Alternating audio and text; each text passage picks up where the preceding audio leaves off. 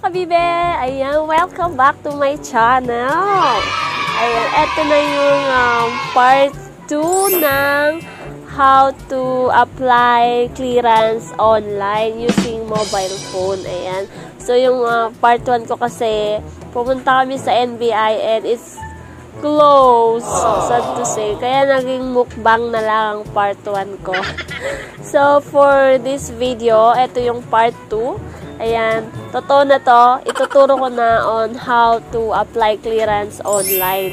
Para hindi na kayo pipila pa kapag pumunta kayo sa NBI Clearance Center. Ganun. Mag-apply na lang tayo sa online para doon natin i-register or ilalagay lahat ng information natin para pagdating natin doon sa NBI Clearance is kukunin na lang natin yung copy natin. So, para mas madali. Ayan. Ituturo ko kung paano. So, panoorin natin. Tara!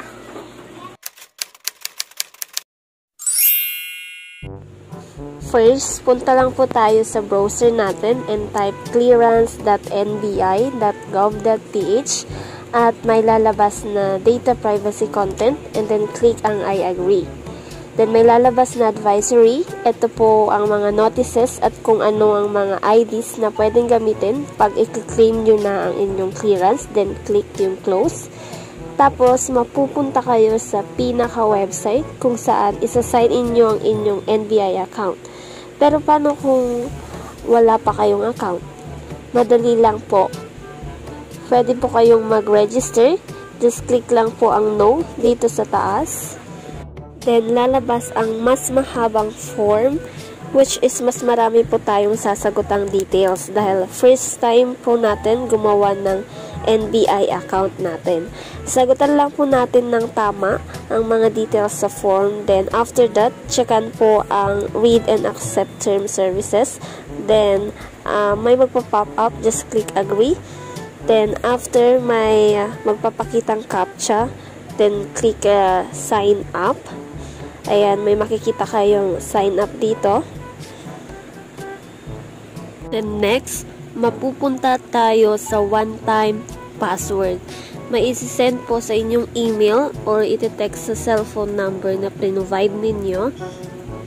Tapos, yun po ang ilalagay ninyo dito. And then, after that, may notice na magpapakita which is your have successfully registered in our portal. Ganun. Then, punta tayo sa sign up. Ayan. Pwede nyo nang ilagay yung email at password nyo, then sign in. Kung pag nakalimutan nyo, anong gagawin nyo? Don't panic! Just click lang yung forgot password at mag-email po si NBI para sa reset password ninyo. Ganun. Pagka-enter mo, makikita mo na ang iyong NBI account or ang inyong buong details. Punta naman tayo ngayon sa apply for clearance. Pagka-pindot nyo sa apply for clearance, may lalabas na confirmation kung ano ba ang gagamitin yung ID pag kinuha na ninyo ang inyong NBI clearance. Kayo po ang pipili kung anong ID ang gagamitin ninyo. Then, ilagay din ang ID number.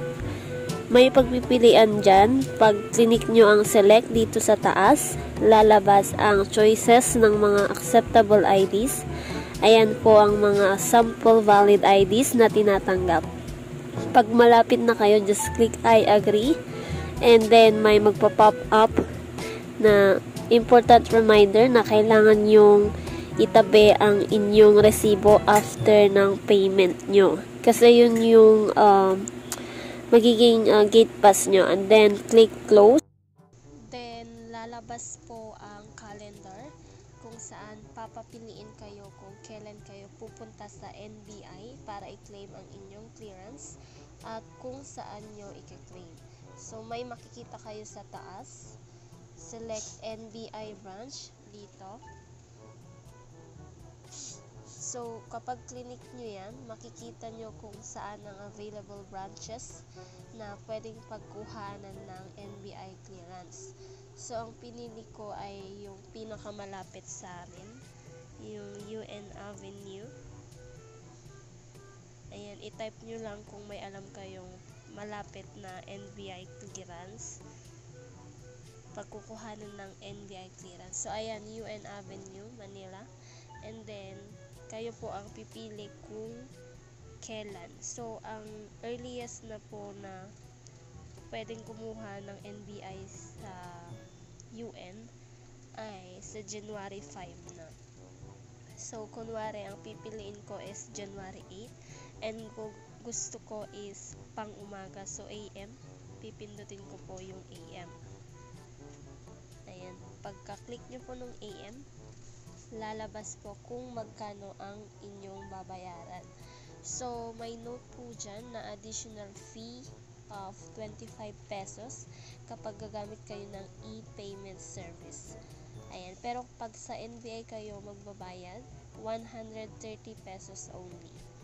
So, ayan, pinili ko ang January 8 and AM po yan, from 8 AM to 12 noon, doon sa UN Avenue. Ayan, so may pagpipilian dito kung ano ang payment option mo. So, bank over the counter, ayan, or online bank, pwede rin, or bayad center, ayan, may EasyPay, may 7-Eleven, Visa, Mastercard, at may GCash. So, pinaka magaan sa akin or pinaka mabilis kasi ay ang GCash. So, kunwari GCash ang gagamitin mo, ayan, may magpa-pop up. Once you click proceed to payment, here are the next step.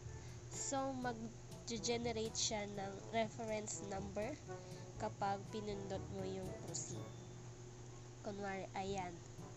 So, pagka-click mo ng proceed, mag-generate ang reference number. Ayan po yung summary ng inyong babayaran. So, pagka-click nyo ng proceed payment, mag-generate siya ng reference number. At ito po yung akin. Example po yan dahil nakabayad na ako noon.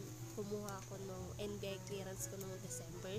Sa GCash ako nagbayad. Pwede nyo pong i-print yung application form kung gusto nyo. Pindutin nyo lang po yung details.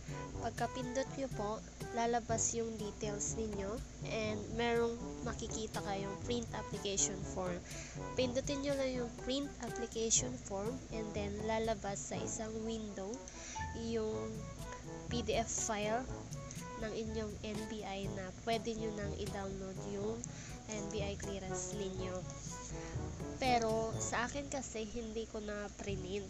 Pero sa inyo, kung nasa sa inyo kung gusto nyo pa rin i-print para may document kayo para pagpunta nyo dun sa NBI Clearance Center, meron kayong bit-bit na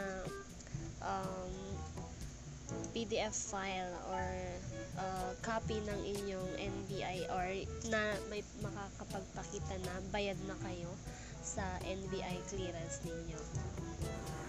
Ayun guys, so kung nakatulong sa inyo, don't forget to like and subscribe. Ayan, Taweng's Vlog Official. Sa mga hindi pa nakapag-subscribe, again naman.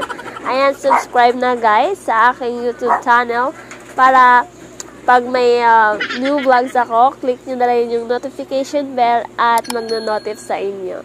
So, ganun lang kadali mag-apply for clearance. Ayan, so, nag-apply muna ako online.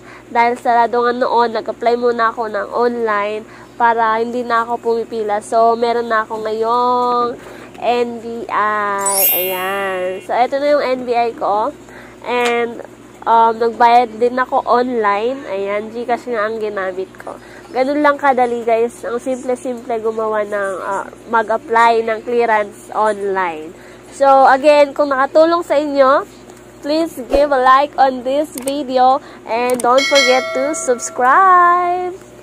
Bye-bye, mga kabibe!